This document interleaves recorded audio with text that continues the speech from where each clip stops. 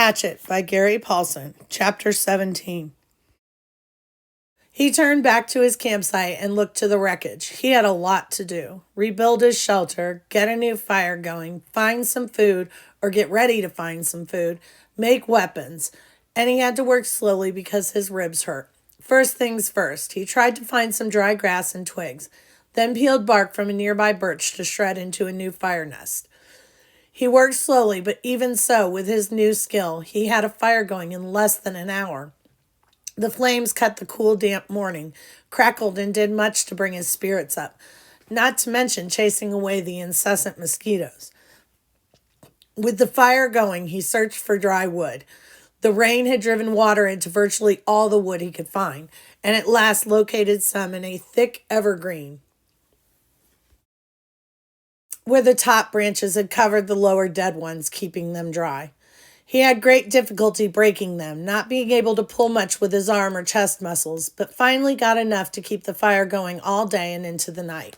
With that, he rested a bit, eased his chest, and then set about getting his shelter squared away. Much of the wood from his original wall was still nearby, and up in back of the ridge, he actually found a major section of the weave still intact. The wind had torn it out, lifted it, and thrown it to the top of the ridge, and Brian felt lucky once more that he had not been killed or more seriously injured, which would have been the same, he thought. If he couldn't hunt, he would die. And if he were injured badly, he would not be able to hunt. He jerked and dragged the wood around until the wall was once more in place, crudely, but he could improve it later. He had no trouble finding enough pine boughs to make a new bed. The storm had torn the forest to pieces. Up in back of the ridge, it looked like a giant had become angry and used some kind of massive meat grinder on the trees. Huge pines were twisted and snapped off, blown sideways. The ground was so littered with limbs and treetops sticking every which way that it was hard to get through. He pulled enough thick limbs in for a bed, green and spicy with the new broken sap smell, and by evening he was exhausted, hungry and hurting, but he had something close to a place to live again, a place to be. Tomorrow, he thought as he lay back in the darkness, tomorrow maybe the fish would be back and he would make a spear and new bow and get some food. Tomorrow he would find food and refine the camp and bring things back to sanity from the one completely insane day. He faced the fire. Curving his body, he rested his head on his arm and began to sleep when a picture came into his head, the tail of the plane sticking out of the water. There it was, the tail sticking up, and inside the plane, near the tail, somewhere, was the survival pack. It must have survived the crash because the plane's main body was still intact. That was the picture, the tail sticking up and the survival pack inside, right there in his mind as he dozed. His eyes snapped open. If I could get at the pack, he thought. Oh, if I could get at the pack. It probably had food and knives and matches. It might have a sleeping bag. It might have fishing gear. Oh, it might have so many wonderful things. If I could get at the pack and just get some of those things, I would be rich. So rich if I could get at the pack. Tomorrow, he watched the flames and smiled. Tomorrow I'll see. All things come tomorrow. He slept deep and down with only the picture of the plane tail sticking up in his mind. A healing sleep. In the morning, he rolled out before true light. In the gray dawn, he built up the fire and found more wood for the day, feeling almost chipper because his ribs were much better now. With camp ready for the day, he looked to the lake. Part of him half expected the plane tail to be gone, sunk back into the depths. But he saw that it was still there, didn't seem to have moved at all. He looked down at his feet and saw that there were some fish in his fish pens looking for the tiny bits of bait still left from before the wind came. He fought impatience to get on the plane project and remembered sense, remembered what he had learned. First, food, because food made strength. First, food, then thought, then action. There were fish at hand here, and he might not be able to get anything from the plane. That was all a dream. The fish were real, and his stomach, even his new shrunken stomach, was sending signals that it was savagely empty. He made a fish spear with 2 points, not peeling the bark all the way back, but just working on the pointed end. It took him an hour or so, and all the time he worked, he sat looking at the tail of the plane sticking up in the air, his hands working on the spear, his mind working on the problem of the plane. When the spear was done, although still crude, he jammed a wedge between the points to spread them apart and went to the fish pond. There were not clouds of fish, but at least 10, and he picked one of the larger ones, a round fish, almost 6 inches long, and put the spear point in the water, held it, then thrust with a flicking motion of the wrist. When the fish was just above the point, the fish was pinned neatly, and he took 2 more with the same ease, then carried all 3 back up to the fire. He had a fish board now, a piece of wood he had flattened with the hatchet that leaned up by the fire for cooking fish, so he didn't have to hold a stick all the time. He put the 3 fish on the board, pushed sharpened pegs through their tails into the cracks on the cooking board, and propped it next to the reddest part of the coals. In moments, the fish were hissing and cooking with the heat, and as soon as they were done, or when he could stand the smell no longer, he picked the steaming meat from under the loosened skin and ate it. The fish did not fill him, did not even come close. Fish meat was too light for that, but they gave him strength. He could feel it moving into his arms and legs, and he began to work on the plane project.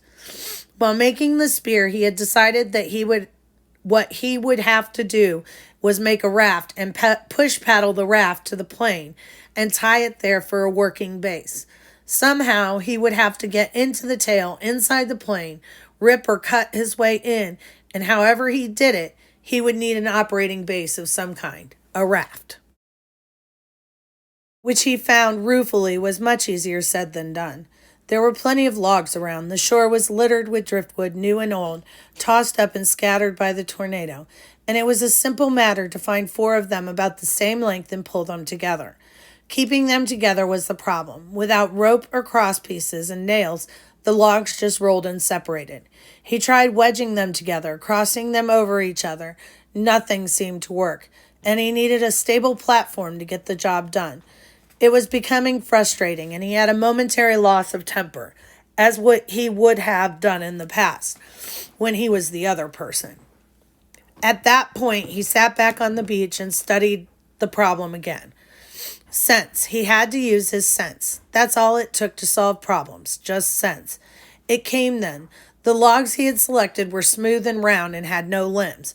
What he needed were logs with limbs sticking out that he could cross the limbs of one log over the limbs of another and weave them together as he had done with his wall, the food shelf cover, and the fish gate.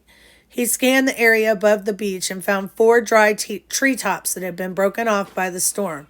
These had limbs, and he dragged them down to his work area at the water's edge and fitted them together. It took most of the day. The limbs were cluttered and stuck any which way, and he would have to cut one to make another fit.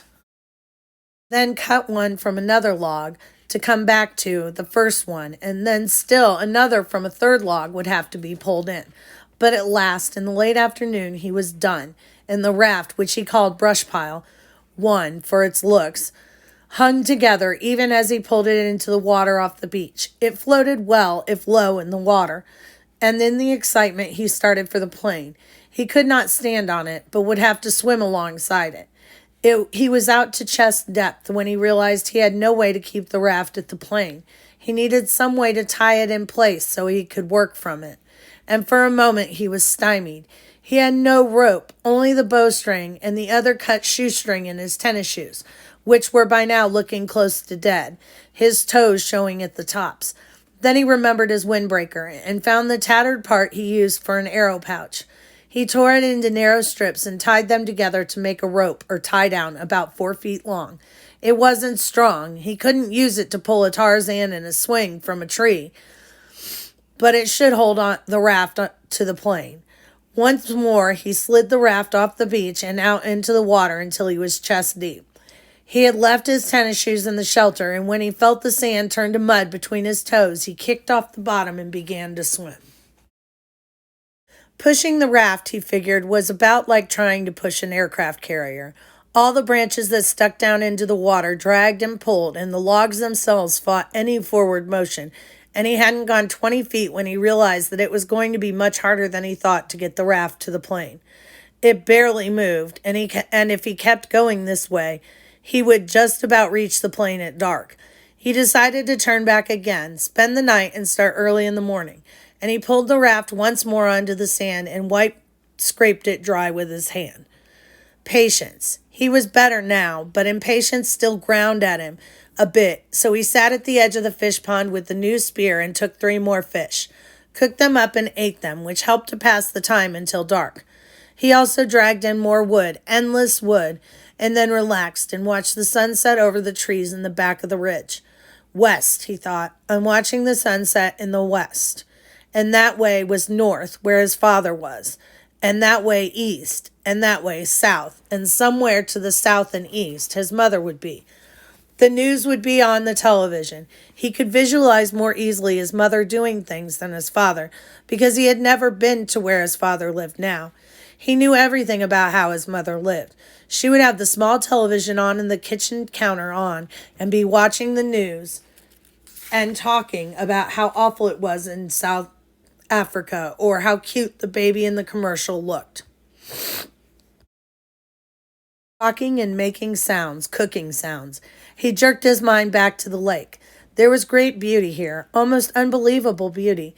The sun exploded the sky, just blew it up with the setting color, and that color came down into the water of the lake, lit the trees, amazing beauty, and he wished he could share it with somebody and say, look there, and over there, and see that?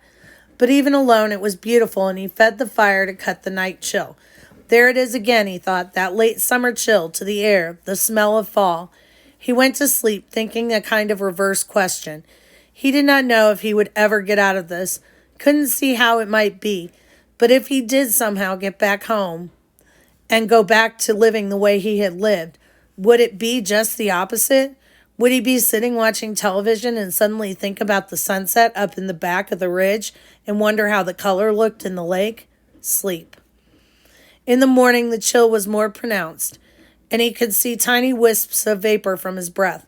He threw wood on the fire and blew until it flamed, then banked the flames to last and went down to the lake. Perhaps because the air was so cool, the water felt warm as he waded in. He made sure the hatchet was still at his belt and the raft still held together, then set out pushing the raft and kick swimming toward the tail of the plane. As before, it was very hard going. Once an eddy of breeze came up against him, and he seemed to be standing still, and by the time he was close enough to the tail to see the rivets in the aluminum, he had pushed and kicked for over 2 hours, was nearly exhausted, and wished he had taken some time to get a fish or two and had breakfast. He was also wrinkled as a prune and ready for a break. The tail looked much larger when he got next to it, with the major part of the vertical stabilizer showing, and perhaps half of the elevators.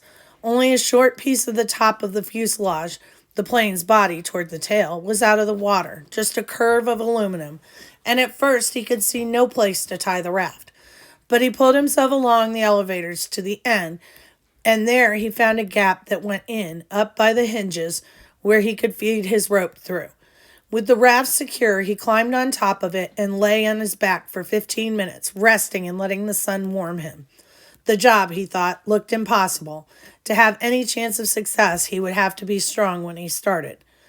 Somehow, he had to get inside the plane. All openings, even the small rear cargo hatch, were underwater, so he couldn't get at them without diving and coming up inside the plane, where he would be trapped. He shuddered at the thought and then remembered what was in front of the plane, down in the bottom of the lake, still strapped in the seat, the body of the pilot, sitting there in the water. Brian could see him, the big man with his hair waving up in the current, his eyes open. Stop, he thought. Stop now. Stop that thinking. He was nearly at the point of swimming back to shore and forgetting the whole thing, but the image of the survival pack kept him. If he could get it out of the plane, or if he could just get into it and pull something out, a candy bar, even that, just a candy bar, it would be worth it. But how to get at the inside of the plane? He rolled off the raft and pulled himself around the plane. No openings. 3 times he put his face in the water and opened his eyes and looked down. The water was murky, but he could see perhaps 6 feet, and there was no obvious way to get into the plane. He was blocked.